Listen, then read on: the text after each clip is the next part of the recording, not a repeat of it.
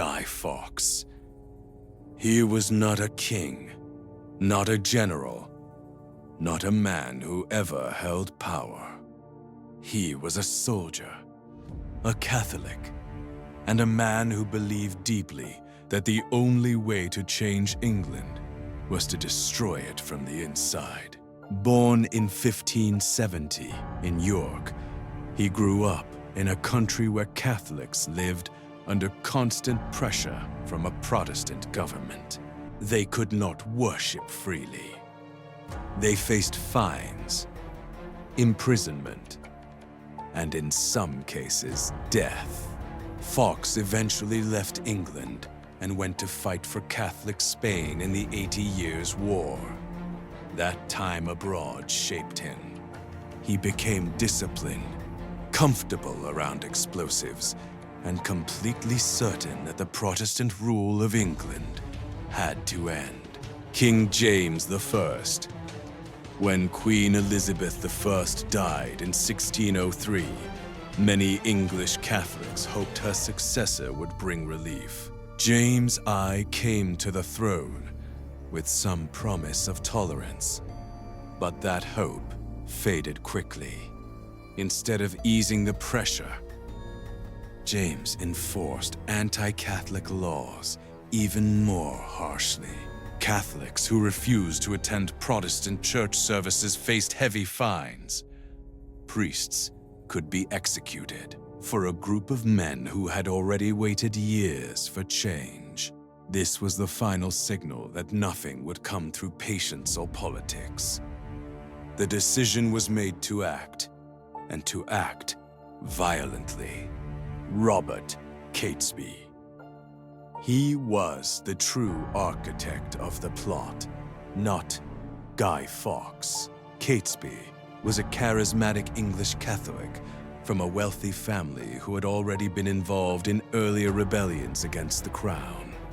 He was the one who gathered the conspirators, who convinced them the plan was righteous, and who held the group together through months of secrecy. While Fawkes became the famous face of the conspiracy, it was Catesby who designed it. He believed that killing the king and the Protestant ruling class in a single moment would create enough chaos to seize control of the country. The plan. What the conspirators decided to do was precise and enormous in ambition. They would rent a cellar beneath the House of Lords in Westminster, fill it with barrels of gunpowder, and detonate it during the state opening of Parliament on November 5th, 1605. On that day, the king, his family, most of the nobility, and the leading figures of both church and state would all be gathered in one place. The explosion was designed to kill everyone at once. Afterward, while England was in chaos, they planned to kidnap the king's young daughter, Princess Elizabeth, and place her on the throne as a Catholic monarch under their control. The cellar. Securing the space beneath Parliament took careful planning. Thomas Percy, one of the conspirators who had connections at court, arranged the lease. The group moved in 36 barrels of gunpowder, hiding them beneath piles of firewood and coal. Guy Fawkes took on the role of guarding the cellar, posing as a servant named John Johnson. For months, he stayed in that cold underground space, waiting. The sheer amount of gunpowder stored there, historians later calculated, would have been enough to demolish not just the House of Lords, but much of the surrounding area of Westminster entirely. The anonymous letter. Everything unraveled because of a single piece of paper. About 10 days before November 5th, a Catholic nobleman named Lord Monteagle received an unsigned letter warning him not to attend Parliament on the opening day. The letter was vague but unmistakable in its message. Monteagle handed it to the government immediately. Whether the letter was sent by a conspirator with second thoughts or by someone who discovered the plan from the outside has never been fully confirmed. What is certain is that it gave the authorities exactly enough time to search the building.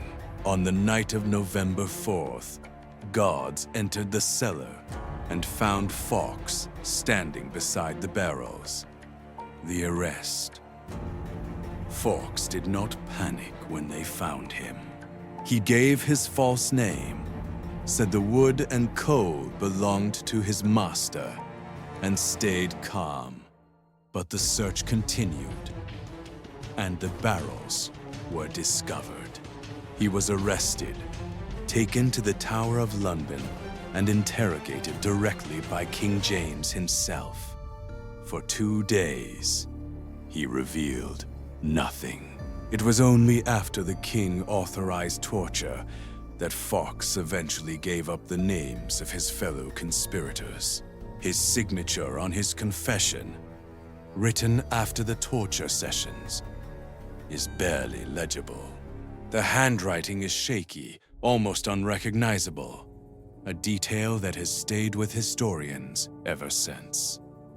The fate of the conspirators. When word of the arrest reached the other plotters, most of them fled north. Catesby and several others made a final stand at Holbeck House in Staffordshire. Government forces surrounded the building, and in the battle that followed, Catesby was shot and killed. Others were captured in the days after.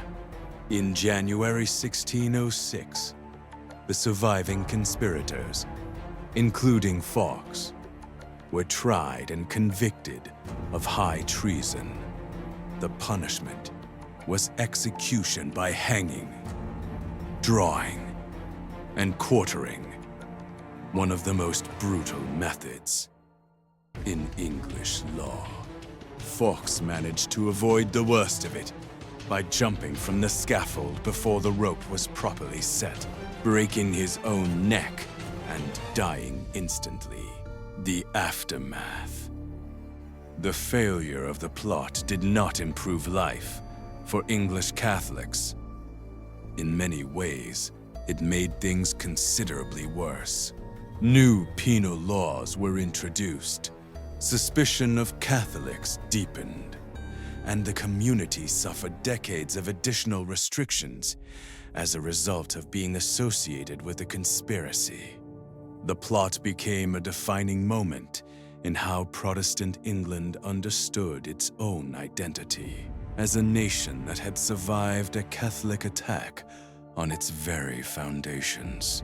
That narrative was used politically for generations, long after the specific men involved had been forgotten by ordinary people. November 5th. The night itself became a permanent part of English culture. Parliament passed an act in 1606, declaring November 5th a day of public thanksgiving for the king's survival. People lit bonfires.